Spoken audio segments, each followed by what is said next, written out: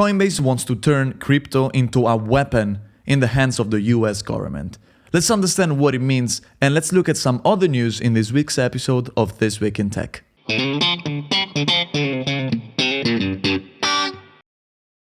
Can crypto become a weapon in the hands of the US government? This seems to be the opinion of Coinbase. Let me try to explain you why.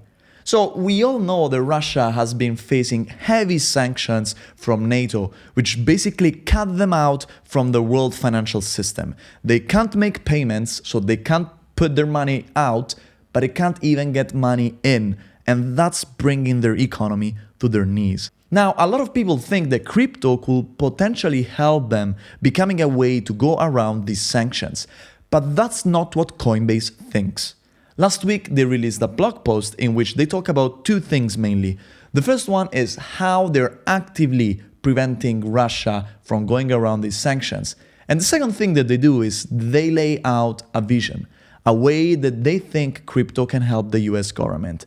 Let me tell you briefly about number one, and then we're going to talk about the most important thing, the vision. So how is Coinbase trying to prevent Russians from going around the sanctions?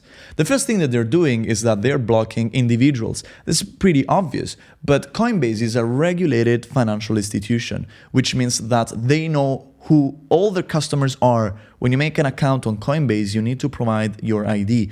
And they are going to check all these IDs and they're going to block the accounts of people that are from regions that have been sanctioned. But the second thing that they're going to do is even more interesting. They're going to try to prevent and go even further from these sanctions. An example is when in 2020, the US government decided to block the assets of a Russian criminal. And they gave Coinbase 3 different blockchain accounts that they wanted to be blocked. Now, thanks to their analytics, Coinbase found out other 1,200 blockchain addresses that were linked to that individual, and they blocked all of them. So they're basically saying, we are not just blocking the people that you tell us to block, we are going even further. Now let's talk about the most important thing, which is the vision that Coinbase is pitching in this article. Obviously, Coinbase is just one crypto platform. They can't stop people from using the blockchain because that's how the blockchain works. It's decentralized. Anybody, any Russian that wants to go around these sanctions can create a Bitcoin wallet and start trading outside of the Coinbase platform. But Coinbase went further, protecting how blockchain could actually become a weapon in the hands of the US government. And this is what they said. They said that when a company or an individual is trying to hide what they're doing, is trying to make some money disappear, is trying to go around some regulations, and they want to use traditional fiat currency, they can do that by creating shell companies in weird countries like Bahamas or the Seychelles, all these places where you can basically do things in secrecy. And that's super hard to trace where this money go. Or I guess they can even just pay in cash. Whereas with crypto, all these transactions are public. Everybody can see them.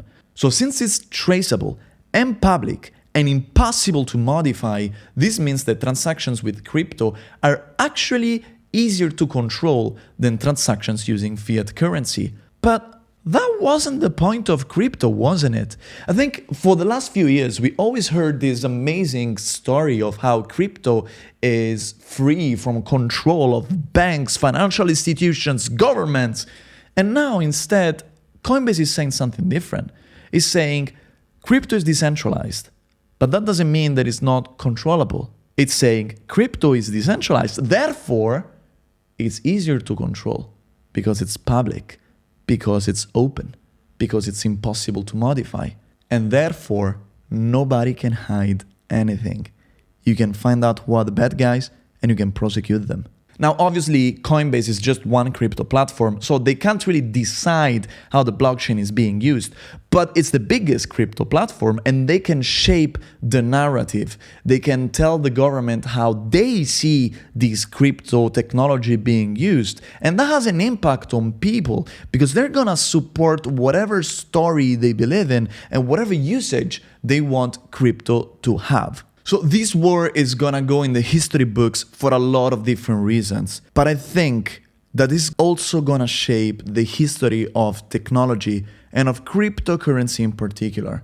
It seems like crypto is really moving away from that anarchist ideology of being completely free. It's going in a completely opposite direction. It's becoming a tool, which is great, but a tool that is still controlled in some way, that it's still under some rules, that it's not independent from society, that it's not independent from rules. And quite frankly, I think this can be good. The problem is that I believe we should tell to each other the truth. We shouldn't say, I'm in crypto because it's free, when then you have a company that blocks accounts whenever the governments tell them to do so. Crypto is not free. Crypto is a technology, and it's regulated, and it's going to be even more regulated in the future. And I believe that in some cases, it's good. What do you think?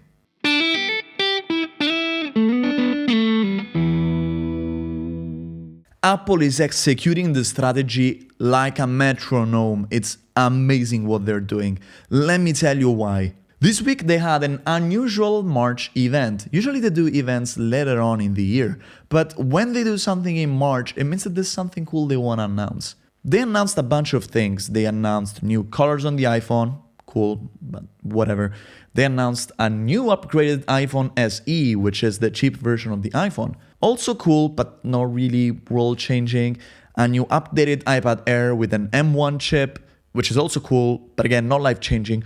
What is amazing, though, is the new computer that they announced, the Mac Studio, together with a new, extremely powerful chip called the M1 Ultra. Now, let me tell you why this is amazing. Let's talk about what is the M1 chip. So, Apple, when they made computers, they always bought their chips from Intel. Intel has always been considered as the top producer of chips for computers. But that's not what Apple did for the iPhone. For the iPhone, since early on, they started developing their own chips. And they had some pretty strong restrictions in terms of power usage and in terms of size. Obviously, a phone is like this big. If you want it to be powerful and have a small battery, you need to design pretty good chips. So that experience that Apple had at some point decided to put that also in computer chips. And they started investing years and years and years of research and development to build a new, more powerful computer chip, which is the M1. The M1 chip was launched in November 2020 and completely shocked everybody. There were articles and tweets from people that were completely blown away. I remember this one, somebody defined it black magic fuckery, which is, I think, pretty fun, but also pretty descriptive of the completely mind-blowing performance that they had. Both in terms of performance, that thing is super fast, but also in terms of efficiency. So the battery of the Macs with M1 chips, it's basically twice as long, and maybe not twice, but like very long, okay, compared to any other computer.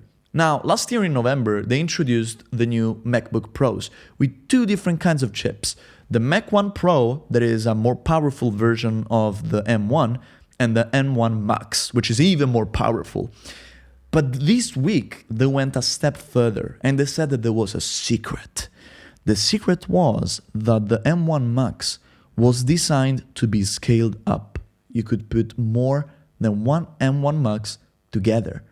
And they took two M1 Max, put them together, and made the M1 Ultra. To give you an idea of how powerful this chip is, the computer that they put it in, which is called the Mac Studio, can cost $4,000 if you want to have it with the M1 Ultra, which sounds like a lot of money.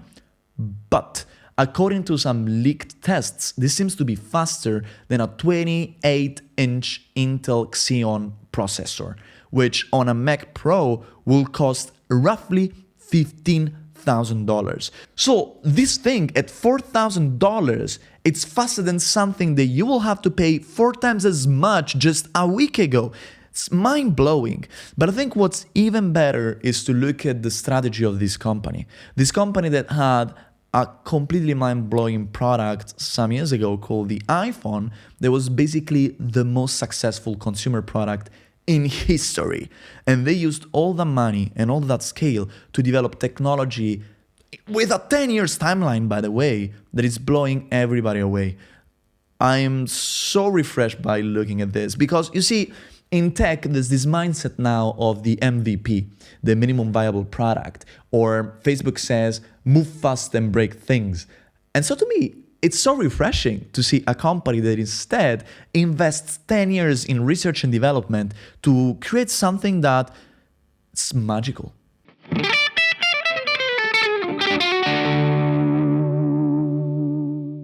Amazon is closing 68 shops. I actually didn't know about this, but Amazon had 68 stores in the US selling books, selling games, and selling basically the most successful products that are on the platform. This was kind of an experiment according to the company, and on Wednesday, they announced that they're gonna shut all of them down, which is super interesting for a couple of reasons. First of all, Amazon said, hey, we have all this data coming from our website.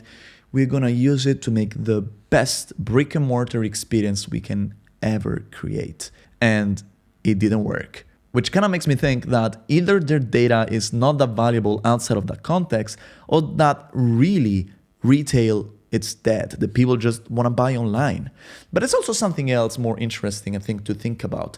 So Amazon has other experiments that are still running. These two experiments are Amazon Go, the self-driving store where you just walk in, pick whatever product you want to pick, and just walk out. And there's artificial intelligence that is monitoring what you're doing, the products you're picking, and automatically takes money from your wallet because they're also able to recognize who you are with face recognition. The other experiment that they announced is Amazon Styles, which is going to be basically a fashion store powered by Amazon technology. I talked about this some weeks ago. It's going to launch this year in California.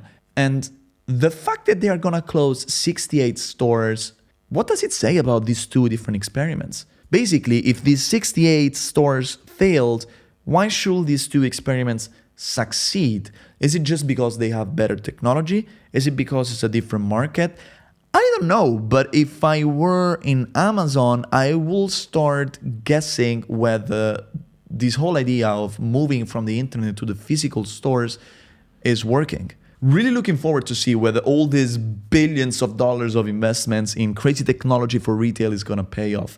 And if you're interested as well, you should keep following this series. I'm 100% sure we're going to talk about it.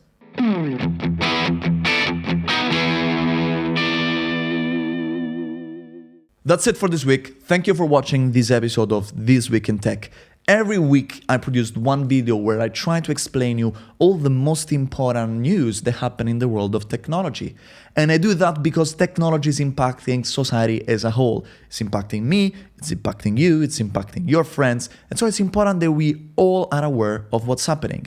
If you learned something, if this was interesting for you, subscribe so that you don't miss any of the new videos. And tell your friends to join as well so that they can also be up to date on the world of technology. That said, I hope I'm gonna see you in the next video. Ciao. Before I leave you, I want to tell you that I started my new community programs. In these community programs, you're gonna get access not just to these videos, as well as all the research links that I had to read to know about this news, but you're also gonna get access to bi-weekly deep dives. These are 1.5 hour sessions that I do on Zoom where people can come in, listen to me speaking for 45 minutes about the most important topics in tech. I usually take just one, really dissect into the most important things and explain it well for 45 minutes, and then we participate in a conversation when together we try to understand how this new technology or this new trend is going to impact society. I'm going to leave the link so you can check out more information and join it if you want.